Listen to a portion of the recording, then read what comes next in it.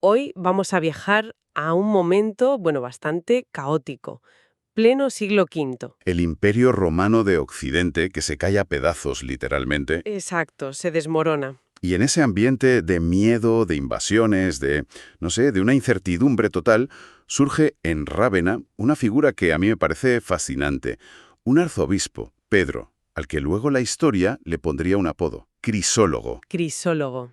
que ya el nombre lo dice todo, palabra de oro. Eso es. Y aquí es donde empieza un poco el misterio que queremos analizar hoy, ¿no? Claro, Porque, a ver, cuando una oye doctor de la Iglesia, que es el título que tiene, te imaginas, no sé, tratados enormes, teología superdensa. eso, libros y libros, argumentos filosóficos casi imposibles de leer. Pero la gran obra de este hombre son homilías, más de 170, pero sermones muy cortos, muy directos. Ya, yo le pregunto si su genialidad fue justo esa, hacer todo lo contrario de lo que se esperaba. Es que has dado en el clavo. Su genialidad no fue añadir más complejidad a un mundo que ya era, bueno, un caos. Claro, Fue destilar las verdades más profundas de la fe en un lenguaje que fuera sencillo y a la vez increíblemente poético. Él no ofrecía laberintos, ofrecía faros, pequeñas píldoras de luz. palabra de oro. Aún así, me sigue sonando a un gran orador griego, ¿sabes? A un retórico que busca la forma por la forma.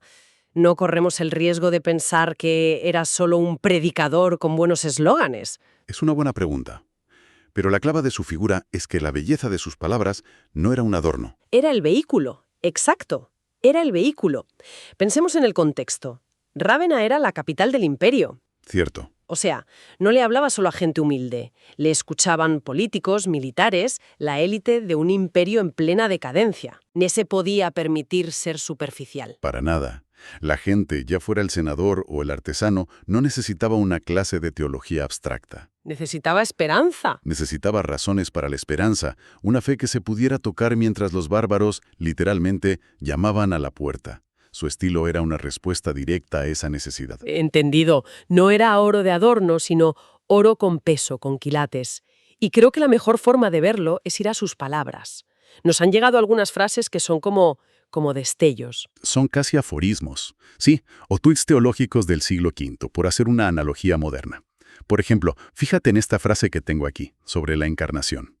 Es potentísima. Dice, no temas, hombre, Dios entra en tu carne para que tú entres en su gloria. Uf, es que, para un momento a pensar en eso, es increíble. Empieza con la emoción dominante de la época, el miedo. No temas, es lo primero que te dice, te desarma. Ya. Y luego, en una línea, te presenta todo el movimiento de la fe cristiana. No es solo Dios se hace hombre, que puede sonar hasta abstracto. Lo convierte en algo personal. Exacto, en una transacción de amor. Dios entra en tu fragilidad, en tu carne, para invitarte a su gloria. No te da una lección, te hace una promesa. Le da la vuelta por completo. No es una humillación para Dios, es una elevación para la humanidad. Y esa capacidad la vemos en otra frase, sobre la cruz. Dice, El que no tenía cuerpo se vistió de cuerpo para poder ser clavado por ti. vaya imagen, potentísima. El verbo que usa, vestirse, es deliberado, ¿no? Sí, es muy consciente. Sugiere un acto voluntario. La divinidad, que es invulnerable, elige hacerse frágil, elige vestirse de cuerpo para poder sufrir por amor. En una frase te resume toda la teología de la redención. Son ideas que se te quedan grabadas, fáciles de recordar y de darles vueltas durante la semana. Pero aquí me surge una duda. En una época de debates doctrinales tan duros, simplificar tanto, ¿no era un poco arriesgado? ¿No podían acusarle de ser, pues eso, demasiado simple? Es una objeción muy lógica. Y sin embargo, lo que sabemos es justo lo contrario. Su teología, aunque sencilla en la forma, estaba perfectamente alineada con la ortodoxia. Ah, mira, De hecho, tenía contacto directo con figuras como el Papa San León Magno, y sus ideas encajaban totalmente con el Concilio de Calcedonia. que fue ese gran concilio que definió la doble naturaleza de Cristo, ¿verdad? El que zanjó muchas de esas disputas. Exactamente. Él estaba en el centro del debate teológico, pero su don era otro. Era traducir esas conclusiones, que para muchos eran abstractas, en imágenes que cualquiera pudiera sentir. Entiendo. Su sencillez no era ignorancia, era maestría.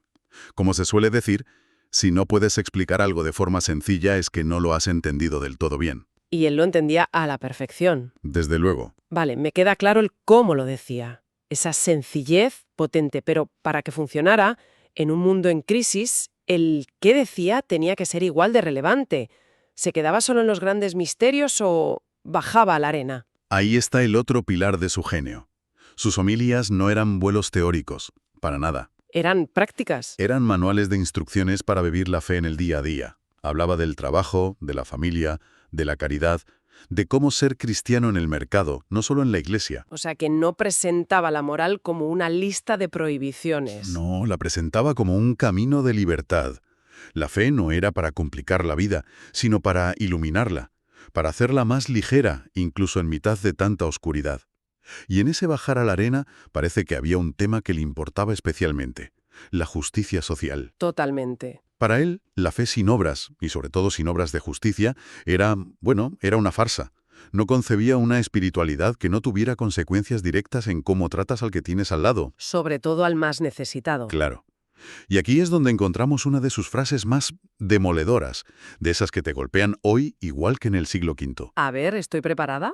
La mano que se alza en oración debe estar primero tendida al pobre. Uf. Eso es directo.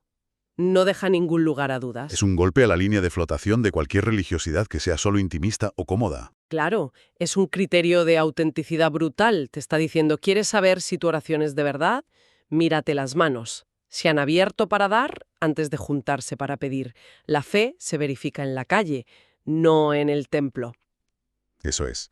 La relación vertical con Dios es inseparable de la horizontal con el hermano. Es una idea increíblemente moderna que desmonta cualquier intento de usar la religión como una vía de escape. Él te dice que no, que la fe te hunde más en los problemas del mundo, pero para transformarlos. Justo. Y esa concreción, esa forma de hacer tangible lo invisible, supongo que también la aplicaría a los sacramentos, ¿no? Que a veces pueden parecer ritos muy abstractos. Por supuesto. Tenía la misma habilidad. Por ejemplo, sobre el bautismo, en lugar de un rollo doctrinal decía: Sumergirse es morir con Cristo, emerger es renacer con Él. En una imagen te da la experiencia completa.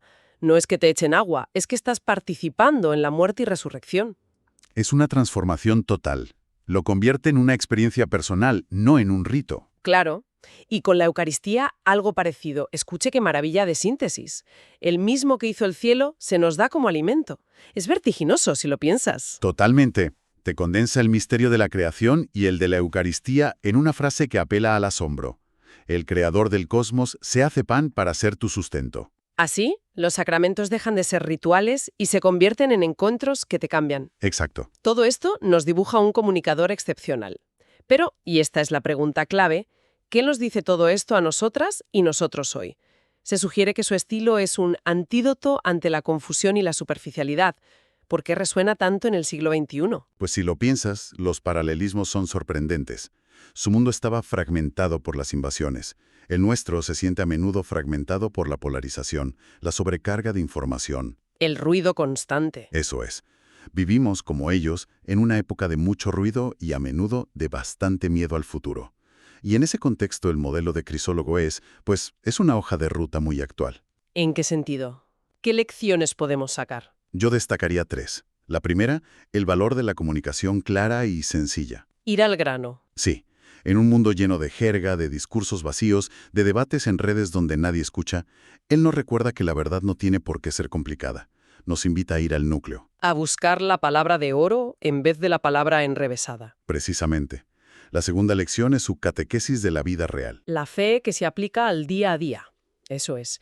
Nos muestra que cualquier convicción profunda es irrelevante si no ilumina la vida concreta, el trabajo, las relaciones, cómo tratamos a los demás. Es un antídoto contra eso de tener unos valores para el domingo y otros para el resto de la semana. Y me imagino que la tercera lección tiene que ver con la belleza. Exacto. La unión de verdad y belleza. Crisólogo nos recuerda que un mensaje verdadero no tiene por qué ser árido o feo. La poesía, una imagen bien construida, no son un adorno. Son el lenguaje del corazón. Justo. En un mundo a menudo cínico, que desconfía de la belleza, él demuestra que la verdad, para ser acogida de verdad, necesita ser también bella. Así que, resumiendo, San Pedro Crisólogo, la palabra de oro, fue mucho más que un buen orador.